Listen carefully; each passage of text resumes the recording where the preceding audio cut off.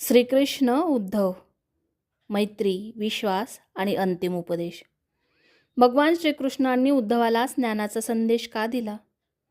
भगवान श्रीकृष्णांचे अनेक भक्त आणि सखा होते, परंतु एक असा सखा होता जो केवळ त्यांचा मित्र नव्हता, तर त्यांचा विश्वासू, सहकारी आणि ज्ञानी भक्त होता.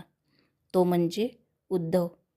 आज जाणून घेऊया श्रीकृष्ण आणि उद्धव यांच्या अद्वितीय मैत्रीची पौराणिक कथा.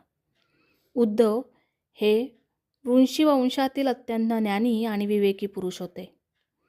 भगवान श्रीकृष्णांचा त्यांच्यावर विशेष विश्वास होता.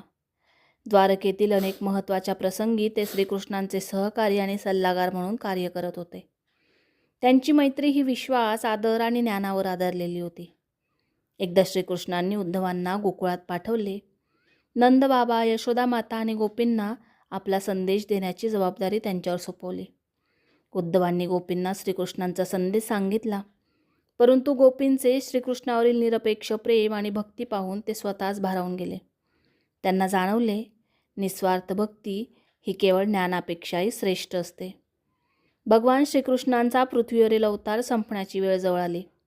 तेव्हा त्यांनी उद्धवांना आपल्या जवळ बोलावले आणि अत्यंत गूढ आध्यात्मिक ज्ञान दिले. हा उपदेश आज उद्धव गीता म्हणून प्रसिद्ध आहे.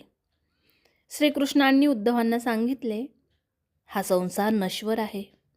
मन माझ्यात स्थिर कर. सर्व प्राणी मात्रात परमात्म्याचे दर्शन कर. आसक्तीचा त्याग करून भक्ती, ज्ञान आणि वैराग्याचे जीवन जग. सत्य आणि धर्माचा मार्ग कधीही सोडू नको. त्यानंतर त्यांनी उद्धवांना बदरिकाश्रमात जाऊन तपश्चर्या करण्याची आणि या ज्ञानाचे पालन करण्याची आज्ञा दिली. उद्धवांनी अश्रूंनी भरलेल्या डोळ्यांनी श्रीकृष्णांना प्रणाम केला आणि त्यांची आज्ञा स्वीकारली.